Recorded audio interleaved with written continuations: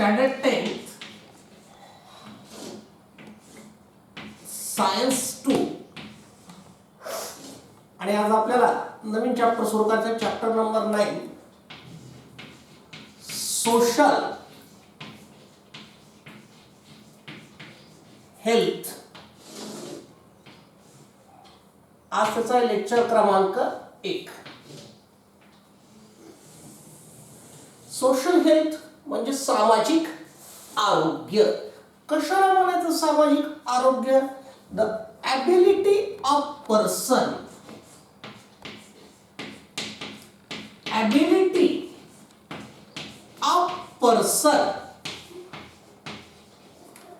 to establish relationship with other person. Relationship with other persons. It is also a ability. It is also a ability to change behavior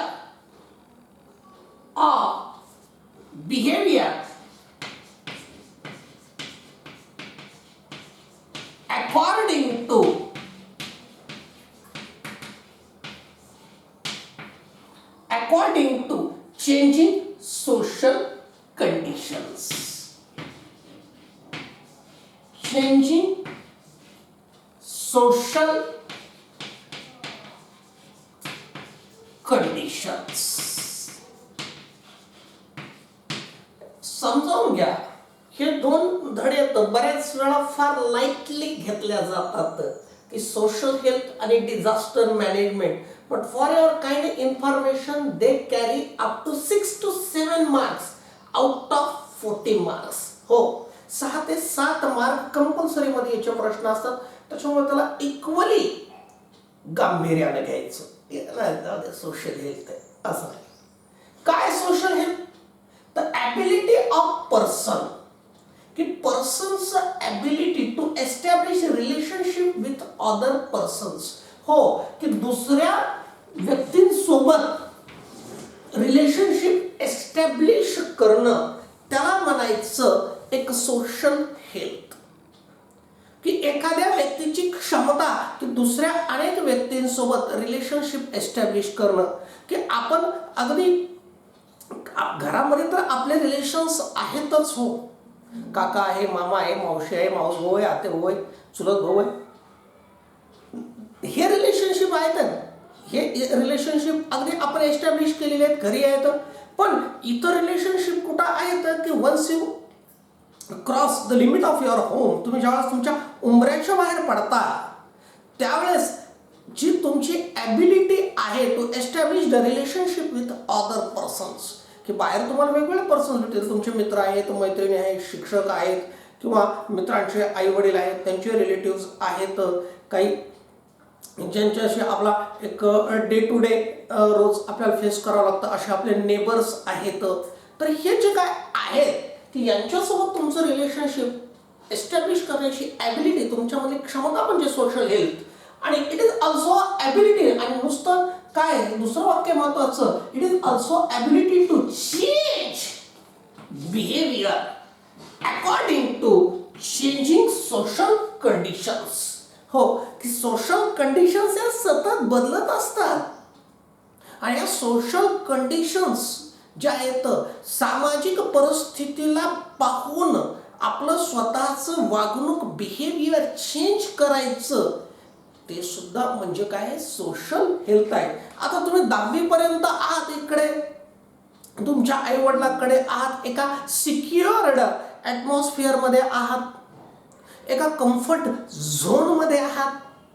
पण तुम्ही 11वीला कॉलेजला गेलात, हॉस्टेलला राहायला गेलात, किंवा इतर काही क्लासेस वगैरे करायला गेलात, तर तुम्ही एका डिफरंट सोशल कंडिशन्समध्ये जाता. तिथं तुम्हाला तुमचं बिहेवियर चेंज करता आलं पाहिजे. बरोबर आहे ना? हो, की घरातला लाडोबा कोडोबा तिथं जमणार नाही, हट्टेपणा तिथे जमणार नाही. बरोबर आहे ना? की आता लाडोबा कोडोबा कोण नसतो, प्रत्येक जण असतो. बरोबर आहे की नाही? हो. आता समजा शिक्षक आहेत आमच्यासारखं काय, आमच्या घरी आई वडील अगदी म्हणतात ना, हो लाडच करतात का काय, का आता मोठा झाला म्हणून काय थोडंच उठता बसता काहीतरी म्हणजे टोमणे वगैरे मारतात नाही. पण मी समजा तुमच्याशी तसं बिहेवियर, मग ते बिहेवियर वेगळं आहे. आता मी इकडे एक माझी भूमिका पार पाडतो एक शिक्षक म्हणून, तुमच्यासमोर कॅमेरासमोर उभा आहे, तर इथं सोशल कंडिशन चेंज झाल्या, तर I have to change my behaviour. त्याला काय म्हणायचं, तर त्याला म्हणायचं सोशल हेल्थ. आता हे बाकीचं ठीक आहे, पण आपल्यासाठी सुद्धा 2 मार्क आले. What is meant by social health? तर ability of person to establish the relationship with other persons, and it is also a ability to change the behaviour according to continuously changing social conditions. It is called as social health. त्याला म्हणतात सामाजिक आरोग्य.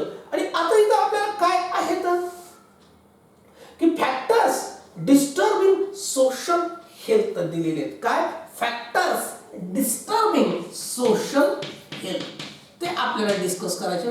Factors disturbing social health, सामाजिक आरोग्यावर दुष्परिणाम करणारे घटक. Factors disturbing social health कोणते आहेत, तर पहिल्यांदा आपण यादी करू. मानसिक ताणतणाव, ज्याला मेंटल स्ट्रेस म्हणतात. त्यानंतर व्यसन, ज्याला ॲडिक्शन म्हणतात. त्यानंतर इनक्युरेबल डिसीज. इनक्युरेबल डिसीज म्हणजे बरे न होणारे आजार. इनक्युरेबल डिसीज की ज्याच्यावर कोण, असे जे काय आहेत, तर काय आहे, तर हे फॅक्टर्स अफेक्टिंग द काय आहे सोशल हेल्थ, जे काय आहे की सोशल हेल्थला डिस्टर्ब करणारे काय आहेत, फॅक्टर्स आहेत. तर काय आहे, पहिल्यांदा आपण बघू मेंटल स्ट्रेस. आता आणि नुसतं 2 मार्काला जर विचारलं what is meant by social health, mention any 2 factors that disturb social health, तर इतकं पुरेसं आहे. हो हो, इतकं पुरेसं. त्याची स्क्रीनशॉट सुद्धा तुम्ही काढून घेऊ शकता. फोकस केलेली मी आता काढली स्क्रीनशॉट. ओके. आता मेंटल स्ट्रेस, हो, एखादा व्यक्ती जर का मानसिक ताण तणावामध्ये असेल तर त्याच्याकडून चांगल्या बिहेवियरची अपेक्षा करणं चुकीचं आहे. आता मेंटल स्ट्रेस कशामुळे येतो की प्रत्येक व्यक्ती सापेक्ष हे मेंटल स्ट्रेसेस बदलतात, मानसिक ताणतणाव बदलतात. तर काय आहे, पहिला जो आहे तर कॉम्पिटिशन, की मेंटल स्ट्रेस येण्याचा पहिला घटक काय आहे, कॉम्पिटिशन. कॉम्पिटिशन म्हणजे स्पर्धा. काय, कॉम्पिटिशन हॅज इन्क्रीज्ड. कुठं वाढली आहे, in opportunities for education, in opportunities for employment, business. हो, की सर्वच क्षेत्रामध्ये स्पर्धा वाढलेली आहे. की काय आहे की मेंटल स्ट्रेस येण्याचं मुख्य कारण ते आहे की एज्युकेशनमध्ये कॉम्पिटिशन वाढलेली. आपण पाहतो की अगदी तुमच्या सुद्धा की सध्या तुमचं एज्युकेशन फेजमधून तुम्ही जातायत, पण तुम्ही अभ्यास का करतायत सध्या, तर जास्तीत जास्त मार्क्स स्कोर व्हावेत, चांगल्या कॉलेजला मला ॲडमिशन भेटावं, चांगल्या क्लासेसला मला ॲडमिशन भेटावं, कमी पैशात भेटावं, याच्यासाठी सगळं चालू आहे. मग कळत न कळत ते सुद्धा काय करतात, मेंटल स्ट्रेस डेव्हलप करतात. की competition in opportunities in education, शिक्षणाच्या संधीमध्ये कॉम्पिटिशन. कॉम्पिटिशन इन एम्प्लॉयमेंट, नोकरी मिळवण्याच्या स्पर्धेमध्ये competition. The competition in business, हो चला बिझनेस करावा, व्यवसाय करावा म्हणतो, तिथं कॉम्पिटिशन. आणि ही कॉम्पिटिशनचं मूळ कारण काय? The increased population. Due to increased population this competition develops mental stress. एवढंच नाही, दुसरं काय आहे की अजून न्यूक्लिअर फॅमिली. दुसरं एक मेंटल स्ट्रेस येण्याचं काय कारण आहे तर न्यूक्लिअर फॅमिली. न्यूक्लिअर फॅमिली म्हणजे सर ॲटम न्यूक्लियस असं नाही, शब्दशत्व हरकत. न्यूक्लिअर फॅमिली म्हणजे काय आहे तर कमी सदस्यांचं कुटुंब, किंवा ज्याला आपण मराठीमध्ये विभक्त कुटुंब म्हणतो, आई वडील बहीण भाऊ किंवा भाऊ, एक 4 माणसाचं कुटुंब. किंवा आणि पहिले जॉईंट फॅमिली म्हणजे काय? संयुक्त कुटुंब. हो, की असं म्हणजे काही नाही की मोठं कुटुंब आहे, मोठ्या घरामध्ये राहत आहेत भरपूर माणसं, ते संयुक्त कुटुंब. पण आजकाल काय झालेले आहेत की न्यूक्लिअर फॅमिलीज आहेत. मग अशा हे एक मेंटल स्ट्रेस येण्याचं कारण आहे. तर काय? Childrens are facing problems of loneliness. हो, की अशा न्यूक्लिअर फॅमिलीमधले चिल्ड्रन्स जे असतात ते face the problem of loneliness, एकटेपणा ते चिल्ड्रन्स असतात. And mental stress due to nuclear family and parents staying outdoors due to job. हो, की आपल्याकडे सुद्धा अगदी तालुका प्लेसवर सुद्धा आपल्याकडे सुद्धा काय आहे की आई वडील दोघंही दिवसभर जॉबच्या निमित्तानं, कामाच्या निमित्तानं बाहेर असतात, आणि childrens they face loneliness at their homes. And this due to such loneliness they develop the mental stress. मानसिक ताणतणाव येण्याचं हे सुद्धा काय एक कारण आहे. एकदा का मानसिक ताणतणाव आला तर सोशल हेल्थ काय होते? डिस्टर्ब होते. एवढंच नाही आहे तर काय आहे त्यानंतर distinguish between boys and girls. हो, की यांना असमान वागणूक काय आहे? अनइक्वॅलिटी आपण त्याला म्हणतो, ते सुद्धा एक कारण आहे मेंटल स्ट्रेस, पर्टिक्युलरली वुमन मध्ये येण्याचं, गर्ल्स मध्ये येण्याचं. Inequality in boys and girls. तर काय आहे तर इथं सांगितलेलं आहे there are many bindings on girls and excessive freedom for boys in some families. हो, अगदी आज सुद्धा असे अनेक कुटुंब आहेत की तिथं मुलांना एक्सेसिव्ह फ्रीडम दिलेलं आहे, गरजेपेक्षा जास्त स्वातंत्र्य दिलेलं आहे. And there are many bindings on the girls, आणि मुलीवर नको तितके बंधनं लादलेले आहेत. त्याच्यामुळे काय होतं की boys enjoy their concession from their domestic duties while girls have compulsion for the same. हो, की घरातल्या ज्या काही जबाबदाऱ्या आहेत त्या जबाबदाऱ्यापासून मुलांना पूर्णतः सूट आहे व मुली त्या पूर्ण जबाबदाऱ्यांना बांधल्या गेलेल्या आहेत. अगदी आज सुद्धा हे आपल्याला बघायला भेटतं. मग त्याच्यामुळं काय होतं, आणि परत वरून मुलींना सांगितलं जातं should be use to it. नाही, तू मुलगी आहेस, तू हे काम करायलाच पाहिजे, तू स्वयंपाक करायलाच पाहिजे, तू भांडी घासायलाच पाहिजेस, किंवा इतरही काही बंधनं लादल्या जातात. आणि त्याच्यामुळं काय आहे दिस डिस्क्रिमिनेशन किंवा अनइक्वॅलिटी बिटवीन गर्ल्स अँड बॉईज किंवा सिस्टर्स अँड ब्रदर्स. त्याच्यामुळं काय होतं की ॲडोलसंट गर्ल्स यांच्यामध्ये काय आहे पूर्णपणे मेंटल स्ट्रेस डेव्हलप होतो. त्यानंतर इन सोसायटी अननेसेसरीली ज्याला आपण म्हणतो टीजिंग अँड मोलिस्टेशन्स, त्याच्यामुळं सुद्धा काय होतं की मेंटल स्ट्रेस येतो. की टीजिंग अँड मोलेस्टेशन, की याच्यामुळं सुद्धा काय असतं की adolescent girls they develop the mental stress. आणि त्याच्यामुळं काय होतं की ड्यू टू मेंटल स्ट्रेस काय होतं त्याच्यामुळं crime and violence is increased. की त्याच्यामुळं क्राईम इन्क्रीज होतो, व्हायलन्स इन्क्रीज होतो, आणि fast and easy way of making मनीच्या पाठीमागे लागल्यामुळे सुद्धा काय होतो मेंटल स्ट्रेस डेव्हलप होतो अँड सोशल इलनेस डेव्हलप होतो. बघा आपण काय म्हणतोय, काय डिस्कस करतोय आपण, main social health. Social health म्हणजे काय आणि factor disturbing the social health. तर पहिला आहे मेंटल स्ट्रेस. आणि मेंटल स्ट्रेस कशामुळे येतो? कॉम्पिटिशनमुळे येतो, न्यूक्लिअर फॅमिलीमुळे होतो, inequality in boys and girls, teasing and मोलेस्टेशन्समुळे काय येतो?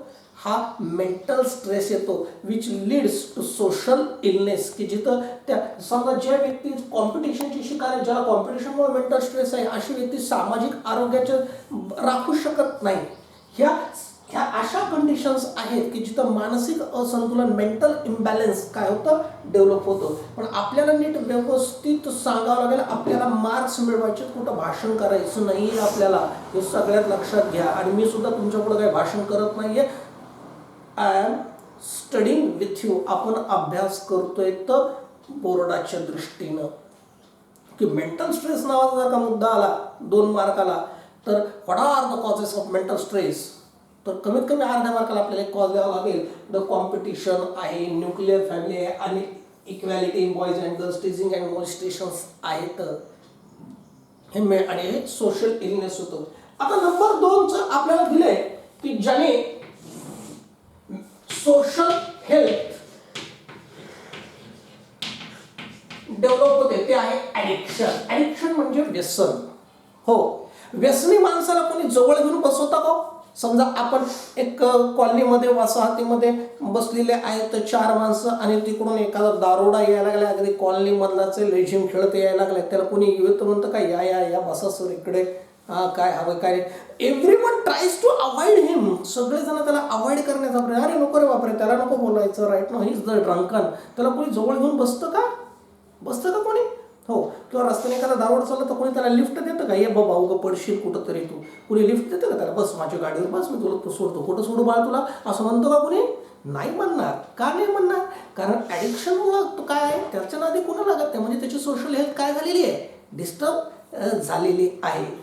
आता हे जे आहे, आता ॲडिक्शन्स वेगवेगळ्या गोष्टीचे आहेत. तर इथं आपल्याला सांगितलंय peer group influence is stronger in case of adolescent. Adolescent म्हणजे तुम्ही जे आता 10वी 11वी 12वीचं जे वय आहे त्याला म्हणायचं ॲडोलसंट. आणि याच्यामध्ये काय, किंवा पदवीचं जे वय आहे, तर peer group influence. Peer group म्हणजे सहकारी, आपल्या सोबतचे जे असतात त्यांना पियर ग्रुप म्हणतात. The peer group influence is stronger in case of adolescent. And adolescent always prefer the company of friends and follow their good or bad habits instead of following advice of parents and teachers. हो, बघा किती छान वाक्य की तुमच्या वयाची जे आहेत 9वी 10वी 11वी 12वी आणि पुढे 1-2 वर्ष, की काय आहेत, सच adolescent they have a great influence of their friends. त्याला पियर ग्रुप म्हणतात की जे नेहमी सोबत राहतात. And they taken the advice from their friends. मग तो गुड असू किंवा बॅड असू द्या, they taken the habits from their friends, मग गुड असू द्या तर bad, instead of taking advice from parents and teachers. हो, अशा वेळेस पेरेंट्स आणि टीचर्स यांचा ॲडवाइस आवश्यक असतो. तो न घेता पियर ग्रुपचा ॲडवाइस घेणं, फ्रेंड्सचा ॲडवाइस घेणं, it is very common in adolescent persons. त्याच्यामुळे children in their early age, त्यामुळेच काय होतं की tobacco, cigarette, gutkha, alcohol, drugs, अशा childrens may get caught the addictions like drinks, alcoholism, cigarettes, gutkha, tobacco. And यामुळं काय होतं की एक तर कुठंतरी त्याला ते लिव्हिंग स्टँडर्ड हाय वाटत असतं, किंवा समटाईम्स एल्डर लोक घरातले करतात, आपणही करायला पाहिजे. हो, की घरातला समजा कोणी आहे किंवा आजूबाजूच्या परिसरातला बघा, नाही हा तर अरे बापरे 50-60 वर्षाचा एल्डर माणूस आहे आणि तो सिगरेट ओढतोय आणि तो ओढतोय म्हणजे मी पण ओढायला पाहिजे, त्यात काही चुकीचं नाही आहे. कधी कधी अशी सुद्धा धारणा होऊन काय होतात तर ॲडिक्शन्स काय होतात तर डेव्हलप होतात. आणि ॲडिक्शन्स त्याच्यामुळे काय होतात की this intoxicating drugs they permanently damage human nervous system, muscular system, heart. आणि त्याच्यामुळं काय आहे की even social health of such addicted persons is entirely disturbed. Entirely म्हणजे संपूर्णपणे याची सोशल हेल्थ काय असते, डिस्टर्ब झालेली असते. आणि तिसरं कारण काय आहे, तर ते आहे इनक्युरेबल डिसीजेस. हो, समजा एखाद्याला जर का डिसीज झाला तर सगळेच त्याच्यासोबतचे रिलेशनशिप्स बदलतात. त्याचा अनुभव आपण आत्ता घेतोय. हो, अगदी सहज जरी कोणी म्हटलं नाही नाही ते ह्या कोरोनाची टेस्ट करायला गेले, बिचारा पॉझिटिव्ह येईल, निगेटिव्ह येईल, काही होईल, पण तोपर्यंत काय आहे, हो तोपर्यंत त्याचं जे आहे सोशल हेल्थ काय झालेलं असतं, डिस्टर्ब झालेलं असतं. हो, आपल्याकडे असंच आहे, फक्त हाच आजार नाही, इतर एक आजार आहे आपल्याला पुस्तकातले. फॅक्टर्स लाईक इग्नोरन्स, आपण इग्नोर करतो समाज त्याला, ignorance towards the people with incurable diseases like AIDS, like TB, like leprosy, like mental disorder. हो, की एखाद्याला जर का इनक्युरेबल डिसीज झाला तर कोणी त्याच्याशी कम्युनिकेट करत नाही. समजा someone is suffering from deadly diseases like AIDS, tuberculosis, leprosy किंवा मेंटल डिसऑर्डर, कोणीतरी म्हटलं, अगदी एखादा जाऊ द्या माणूस, सहज आपल्याला कोणतरी म्हणता, हे बाबा त्याच्याशी बोलत जाऊ नको बरं का, तो थोडंसं जरा हा व्यवस्थित होतं पण आता थोडंसं मध्येच काहीतरी करतो का, आपण 4 हात दूर राहिले बरं, नको बाबा. ही may develop from certain mental disorder. त्यांनी सुद्धा काय होते, सोशल हेल्थ काय होते, डिस्टर्ब होते. एवढंच नाही, old persons even they are neglected at their homes. त्याच्यामुळे सुद्धा काय होते, त्या ओल्ड पर्सन्समध्ये सुद्धा चिडचिडेपणा वगैरे वाढतो अँड देअर सोशल हेल्थ काय होते, डिस्टर्ब होते. आता हे जे काय आहेत, हे काय आहेत, की फॅक्टर्स. कोणते फॅक्टर्स आहेत, तर what is meant by social health and factors disturbing social health. आता काय आहे पुढचा मुद्दा आपल्याला, communication media and excessive use of modern technology.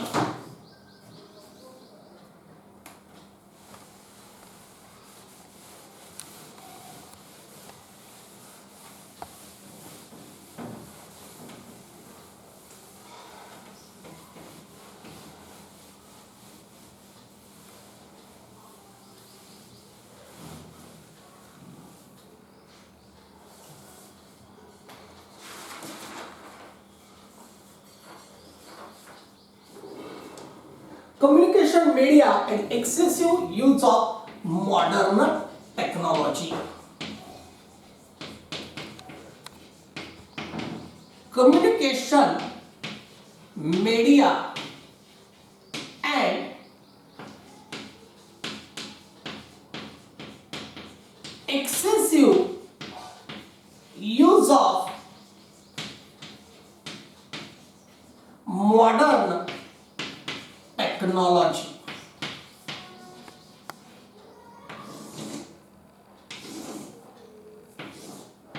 This is the very new factor has been arised that disturb the social health very badly. की सध्या नवीनच factor आला की कम्युनिकेशन मीडिया, की सध्या कम्युनिकेशन मीडियामध्ये इंटरनेट आहे आणि इंटरनेटचे विविध उपयोग आहेत. तर त्याच्यामध्ये लॅपटॉप्स आहेत, स्मार्टफोन्स आहेत, इतरही बाकीच्या गोष्टी आहेत, की त्याच्यानंतर त्या तुमचं म्हणजे जे सोशल मीडिया हा सुद्धा ह्या कम्युनिकेशन मीडियाचाच भाग आहे, की ज्याला आपण व्हॉट्सअप, फेसबुक, इंस्टाग्राम, ट्विटर्स वगैरे जे काय आहेत. And excessive use of modern technology आणि काही आधुनिक तंत्रज्ञान हा सुद्धा एक फॅक्टर आहे की जो काय करतोय, सोशल हेल्थवर परिणाम करतोय. काय आहे तेच आपल्याला इथे सांगितलेलं आहे. काय आहे, nowadays excessive and unnecessary and irrational use of modern technology and communication media is becoming a sensitive issue in point of social health. हो, की सध्या एक्सेसिव्ह यूज चालू आहे, एकदम एक्सेसिव्ह, गरज नसताना. त्यानंतर काय आहे, अननेसेसरी आहे, जास्तीचा आहे, इरॅशनल आहे, की म्हणजे पूर्ण चुकीचं आहे की मॉडर्न टेक्नॉलॉजी आणि कम्युनिकेशन मीडियाचा use, and that is a sensitive issue. हो, की सध्या कोणी कोणाकडे लक्षच द्यायला तयार नाही. सगळेजण मोबाईलमध्ये डोकं खुपसून बसलेले आहेत किंवा लॅपटॉप्समध्ये डोकं लावून बसलेले आहेत किंवा उगाचच काही गरज नसताना ते फेसबुक चालत बसलेले आहेत, व्हॉट्सअप चालत बसलेले आहेत, इंस्टाग्राम्स वगैरे असं चालत बसले आहेत. आणि person spending a time with cellphone for several hours. आणि पर्सन सध्या प्रत्येक persons they spend the time with cell phone for several hours. अनेक तास त्या मोबाईलला लॅपटॉपला चिटकून असतात. Are usually unaware of surroundings. आणि आजूबाजूला काय चालू आहे त्याच्याशी ते कम्प्लिटली अनअवेअर असतात. म्हणजे कोण आलाय आणि कोण गेलाय त्याला बोलायचं वगैरे, त्याचं सुखदुःख वगैरे काही जाणून घ्यायचं नाही. म्हणजे सोशल हेल्थ चांगली राहील का? नाही राहणार निश्चितच. आणि this is also a sort of addiction. आणि खरं तर हे सुद्धा काय आहे, एक व्यसनच आहे. And leading to endangering the social health. आणि असे जे मोबाईल चिटकून असणारी जनरेशन आहे ही सोशल हेल्थला काय करते, एंडेंजर करते. एवढंच नाही, व्हेरियस फिजिकल प्रॉब्लेम्स, याच्यामध्ये मेंटल प्रॉब्लेम्स तर येतातच, पण फिजिकल प्रॉब्लेम्स लाईक टायर्डनेस, थकवा, हेडेक, डोकेदुखी, इन्सॉप्निया म्हणजे गांगरून जाणं, त्यानंतर फॉरगेटफुलनेस म्हणजे विसरणं, त्यानंतर टिनिटस. हा तर इतका बेकार प्रॉब्लेम आहे तुम्हाला सांगतो बरं का. टिनिटस नाव आले म्हणून सांगतो. पान क्रमांक 104 वर टिनिटस हा प्रॉब्लेम काय असतो, आवाज येणं. हो, नाही मला आवाज येत आहेत, माझ्या डोक्यामध्ये असं माझ्या आजूबाजू असं वाजतंय, सर्रात किड्यासारखा काहीतरी मला आवाज येतोय. आणि किंवा आवाज सहन न होणं, की हे सुद्धा काय आहे की पूर्ण ह्या सारखे ते हेडफोन्स कानाला लावून बसल्यावर काय होणार आहे, टिनिटस होणारच. त्यानंतर जॉईंट पेन्स एकाच जागी बसल्यामुळं, अँड प्रॉब्लेम्स ऑफ विजन, की हे काय आहेत की this are the physical problem. समजा आपल्याला विचारलं की what are the physical problems related with communication media and excessive use of modern technology, याच्याशी शारीरिक म्हणजे आजार कोणते आहेत, शारीरिक समस्या कोणत्या कोणत्या येऊ शकतात, तर टायर्डनेस, उगचच्या उगच आलेला जो काय आहे थकवा, टायर्डनेस, जॉइंट पेन्स. हो, आणि आताचा डेंजर सांगितलेला कोणता आहे, टिनिटस. त्यानंतर जो आहे हेडेक, डोकेदुखी, फॉरगेटफुलनेस विसरभोळेपणा, फॉरगेटफुलनेस यासारखे काय आहेत. मेंटली तर तो इलच आहे, पर्सन आजारीच आहे, आणि शारीरिक प्रॉब्लेम्स सुद्धा त्याला येतात. आणि सगळ्यात महत्वाचं म्हणजे प्रॉब्लेम्स ऑफ विजन, दृष्टी दोष. हे काय आहेत, दिस आर द फिजिकल प्रॉब्लेम्स.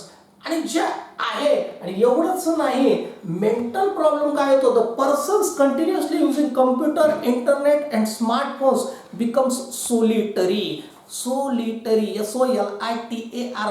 हा जो आहे की एक्सेसिव्ह यूज करणारा व्यक्ती काय होतो, सोलिटरी होतो, एकल कोंडा होतो. They can not establish the harmonious relationship. असे लोक दुसऱ्यासोबत एक गुड रिलेशनशिप एस्टॅब्लिश करू शकत नाही. They are self centred. म्हणजे याचे मेंटल प्रॉब्लेम्स काय होतात, हे झाले फिजिकल प्रॉब्लेम्स. आणि मेंटल प्रॉब्लेम्स काय होतात, की मेंटल प्रॉब्लेम्स म्हणजे एक मानसिक दुष्परिणाम काय होतात, तर सगळ्यात पहिल्यांदा जो होतो की असा जो आहे व्यक्ती, असा सच पर्सन्स बिकम सोलिटरी, एकलकोंडा होतो, सेल्फ सेंटर्ड, आत्मकेंद्रीय होतो, मी म्हणाल तेच खरं. मी म्हणजेच जग, त्याला म्हणायचं सेल्फ सेंटर्ड.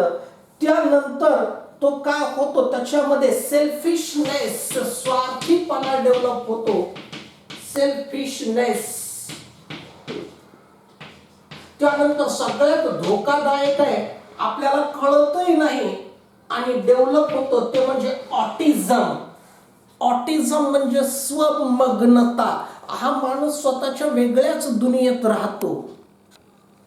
हो, त्याचं एक स्वतःचं विश्व, मनोविश्व तो तयार करतो त्या सामाजिक माध्यमावर. हो, आणि सारखं म्हणजे तो असा अस्वस्थ राहतो. एवढंच नाही, they become less sensitive towards other. त्याचा असंवेदनशील होतो तो, त्याला काही वाटत नाही.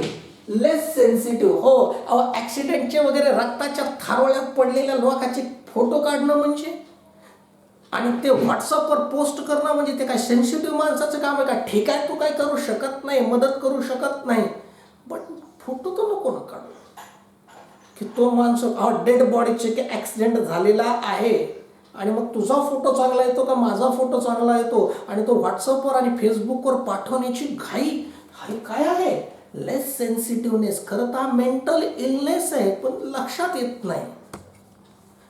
तर हे जे आहे, तर एवढंच नाही, तर they do not ready to help. असे जे लोक असतात, they do not ready to help. हे काय असतात की अगदी घरच्या नातेवाईकांना सुद्धा मदत करण्याची यांची तयारी नसते. तर हे जे काय आहे, तर हा मेंटल प्रॉब्लेम्स आहेत. समजा आपल्याला विचारलं की ह्या पॅराग्राफमध्ये तेच सांगितलेले पान क्रमांक 104 की communication media and excessive use of modern टेक्नॉलॉजीचे physical problems and mental problems. आपण स्क्रीनशॉट्स काढून घ्या, हे लिहा वहीवर वगैरे. बाकी याचे काय लर्निंग पॉईंट्स वगैरे आपल्याला देता येणार नाही, हे सगळंच वाचावं लागतं. पण फळ्यावर लिहिले स्क्रीनशॉट काढून घ्या. I will give enough time, तुम्हाला एक पुरेसा वेळ देतो. तर हे जे काय आहे, हे काय येतं, physical problem and mental problems with communication media and excessive use of modern technology. काय हरकत नाही, आज के लिए इतना ही काफी.